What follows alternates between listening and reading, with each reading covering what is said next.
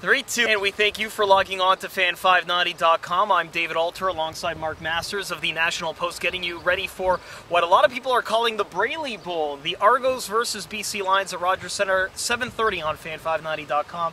Mark, first and foremost, we talked about the Braley Bowl, but aside from how weird that might be with the same owner not having to root for one team or another, let's talk about some of the changes for the Argos and maybe one of the returns for Jamal Robertson. Everyone knows he was one of the lone bright spots for the Argos last year.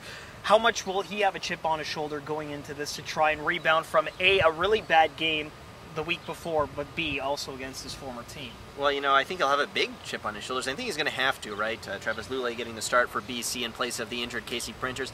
And I think a lot of the Lions offense is going to rely on Jamal Robertson. He had a terrible week last week. Remember, he was fantastic in week 1 against the Eskimos. And everyone after that week, when Corey Boyd had a kind of off game for the Argos, thought, oh God, here we go, week 4, it's going to be the big, why did you guys not try harder to re-sign Robertson? And since then, Boyd's been great and Robertson hasn't. So I think Robertson will come in here with a lot to prove. Chad Lucas making his start. He was great towards the end of last year, although that was a season that they tried to salvage something.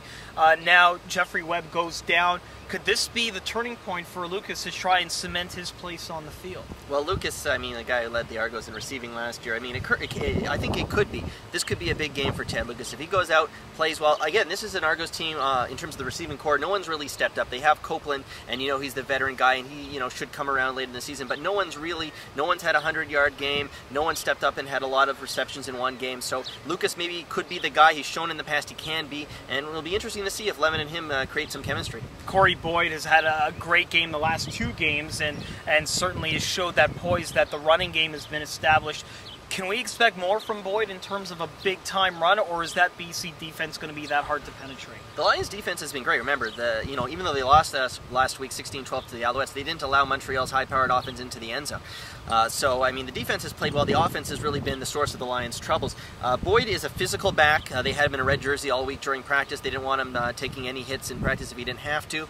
He had 140 yards last week against the Calgary Stampeders. I'm not sure he'll be able to match that, but if he can do similar to what he did with the Stampeders, which is wear down the Lions through the game, I think that will help the Argos a lot with Cleo Lemon in the pass game and, you know, in every aspect of that offense.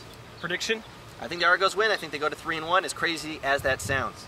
I'm actually going to think the Lions pull this one out, and I think the Argos will fall to 2-2. It's still a long season. It's not going to be a disaster, but it will be close. We thank you for logging on to fan590.com. Catch the game Friday night, 7:30 on fan590.com.